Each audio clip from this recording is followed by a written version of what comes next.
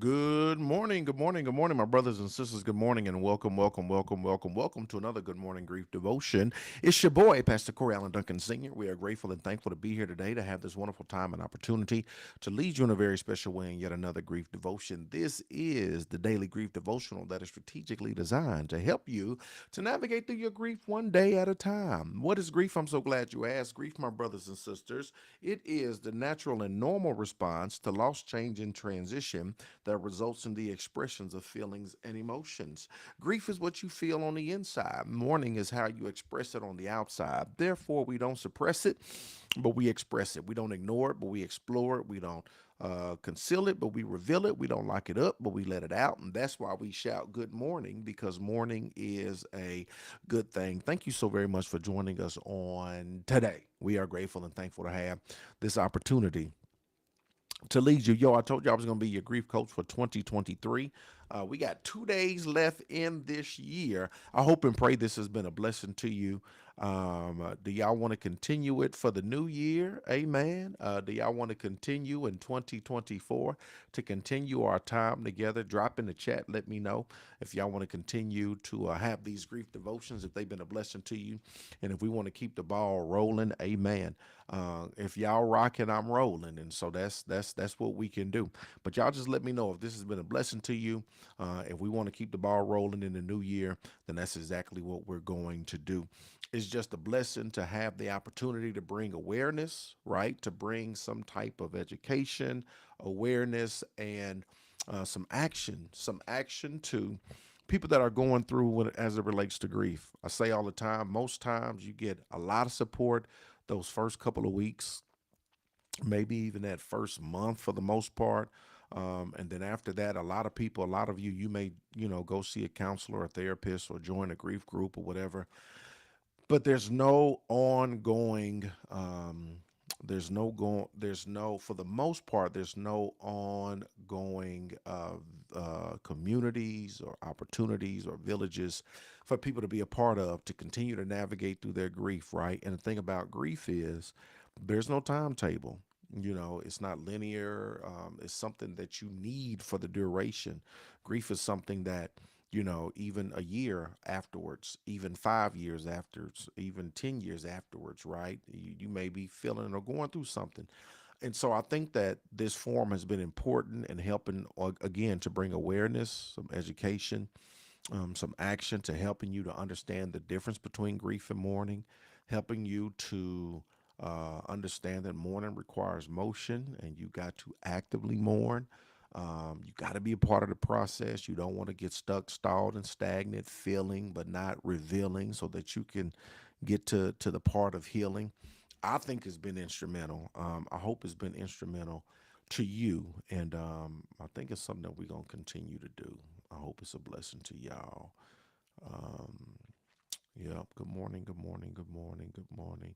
Yes, Linda Hall. Yes, continue, please. Yes, please, Marla Talley. Yes, yes, please continue. And write your book. I see you, Nikisha. Yes, yes, Stacia. Yes, Diana Hatcher. I'm rocking. Yes, I think it's needed. I think it's needed. And I told y'all before, I want y'all to be as part of a special project. I'm doing my D men on is grief. And as I get deeper into the weeds of this project, I want y'all to be a part of the project. So I'll give y'all more information when we get close to that. But it is going to be absolutely, I don't know, it's going to be groundbreaking. It's going to be great. It's going to be something that it's going to be very beneficial to all of us. And so I'm looking forward to it. All right, let's get to today's grief devotion. Today's grief quote comes from Dean Koontz, who says the answer to the mystery of extensive is the love you shared. Sometimes, wait a minute, is that right? Sometimes I get in here and get to typing stuff and be like, what did I type? Hold on. The answer to the mystery of existence. See that? I'm seeing extensive like that don't make no sense. The answer to the mystery of existence is the love you shared, sometimes so imperfectly, and when the loss wakes you to the deeper beauty of it, the sanctity of it, you can't get off your knees for a long time. The answer to the mystery of existence The answer to the mystery of existence is the love you shared sometimes so imperfectly. When the loss wakes you to the deeper beauty of it, the sanctity of it, you can't get off your knees for a long time. You're driven to your knees not by the weight of the loss, but by gratitude for what preceded the loss, right? Gratitude for what preceded the loss. And the ache is always there. But one day, not the emptiness, because to nurture the emptiness, to take solace in it, is to disrespect the gift of life. Today is day 363, y'all. We're going to talk about the gift of love and life. The gift of love and life. Our loss has awakened us to the sanctity of the love we shared with those who died. Our loss has awakened us to the sanctity of the love we share with those who died. We are driven to our knees by the pain, yes, but also by our new understanding of the significance of the relationship. It's true. We didn't really know what we had until it was gone, right? Understanding the significance of the relationship. A lot of times they say, you really don't know what you have until it's gone, right? A lot of times the voids that the individual filled, the gaps that they filled, the love we had, the time we shared, those moments, what they were to us, you have this thing called grief called secondary losses. It's not just the loss of the individual, but it's the secondary losses as well, right? Because for a lot of us, not only did we lose the person that died, but watch this, we also lost a friend, we lost a confidant, we lost a secret keeper, we lost a safe place. Watch this, we lost a chef, right? Maybe your husband did all the cooking. You ain't had to do a lot of cooking. And now you not only do you lose the husband, you lost the chef. Or maybe your wife did all the cooking and you ain't never have to worry about a meal. So not only did you lose, your wife, you lost the chef. You lost financial covering, right? You lost the trash taker outer, right? And now you taking out the trash. Right. And you may say it seems so trivial, seems so small, but no, it's so true, right? That maybe your spouse is the one, when it came to cars, they got everything fixed and you ain't have to worry about it. Now something wrong with the car, you got to take it to a place and you wondering, are they trying to get me? Is this, I didn't never have to worry about this. There are a lot of things that, whether it's a spouse or a parent or whatever, a lot of things that they did, uh, that they took off our plate that we never had to worry about. And a lot of times we don't fully understand or recognize that until they're gone. And now it's something, the things that we didn't have to worry about, now we do have to worry about. And a lot of time we don't even realize it until they're gone. Not that we took it for granted. It's just the it's just a shared responsibility that we have through our connections, right? It's just the things that they covered. It's just the things that they took care of, the things that we perhaps didn't think about, right? And so a lot of times there are secondary losses, and a lot of times we don't know what those secondary losses are until they're gone. Maybe they handled the finances and balanced the checkbook. You didn't have to worry about that. Now you have to balance everything. Now you got to pay the bills and you got to set up the online, and you didn't know that this was coming out on draft, and now you got to shut that down. And what is this? Now you're combing through the finances and you seeing all these little automatic things. You like, what is this? Well, what is that? There are so many things that we don't realize, so many secondary losses, or we don't realize the significance until they're gone. The joy that the child brought you, the laughter. That child was the comedian. They would always do something to say something to make you laugh and to make you smile. Or they would always hug you and love you in a special way. And the significance of that is not fully realized until, they're gone. And so we get to that point to where we begin to see and understand we are driven to our knees by the pain, yes, but also by our new understanding of the significance of the relationship. It's true. We didn't really know what we had until it is gone. The ache will always be there, though it will lessen through active mourning. Yeah, and that's so true. The ache is there. It lessens through active mourning, right? Grief doesn't have a timeline, but when you do the work, when you go from grief to mourning, you start to see that the ache begins to lessen, right?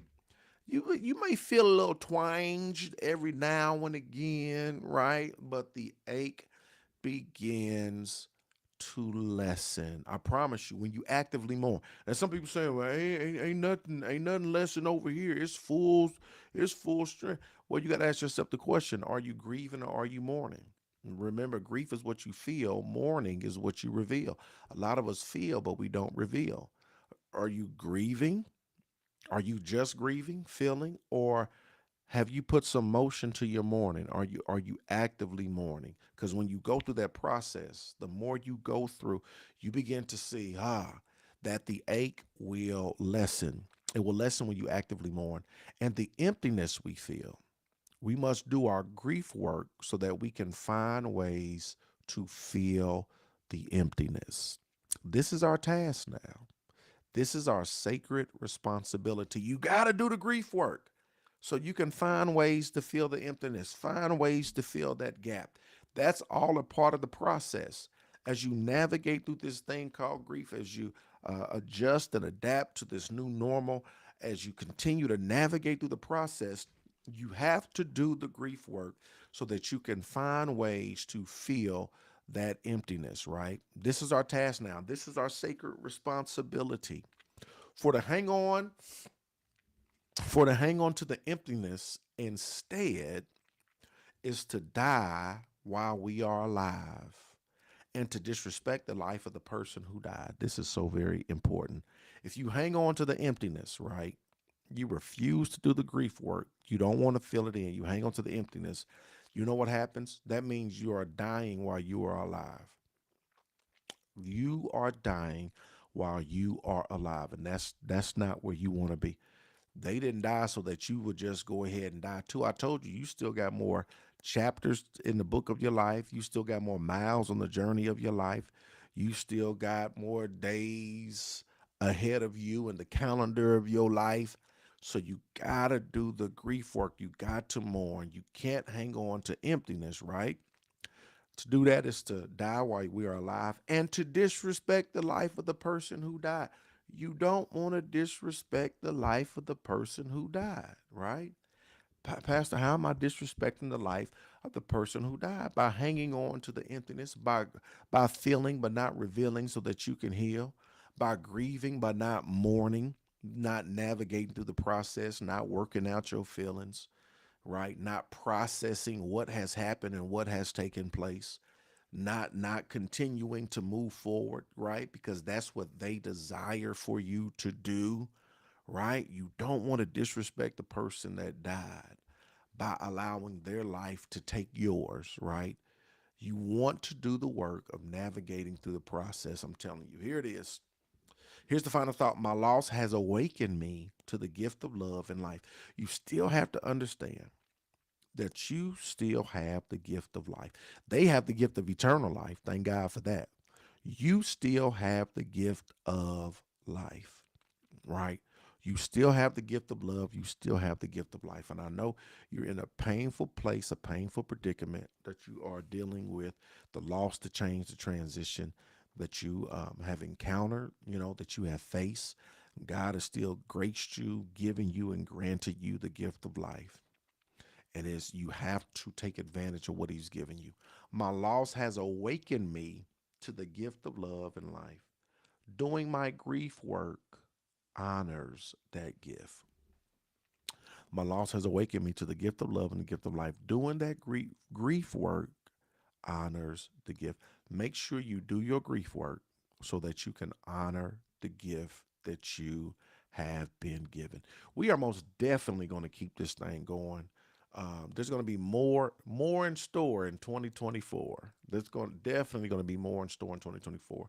We want to develop some things um, virtually. I want to hear y'all stories. I was telling somebody this And I know I haven't posted a whole lot on our Facebook grief group, the Good Morning Grief group.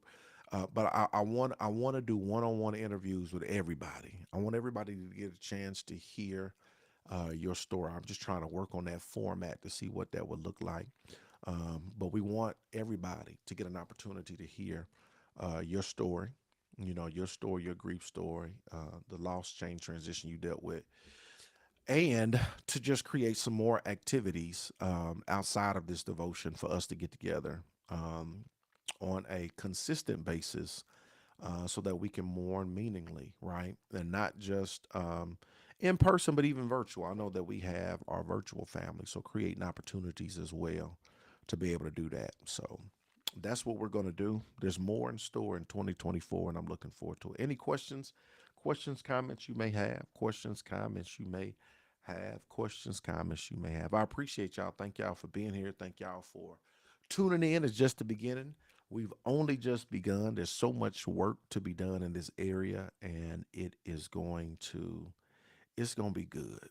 It's going to be good. Really looking to change some things, to do some things, to bring some continued awareness and education and some action to this. And so, looking to do some professional development, even with companies and organizations and schools and other places to help people navigate through their grief. And so, all right. As usual, y'all quiet. I appreciate y'all. Love y'all with the love of the Lord. Look forward to seeing y'all tomorrow, December 30th. Y'all, 2 more days left in this year.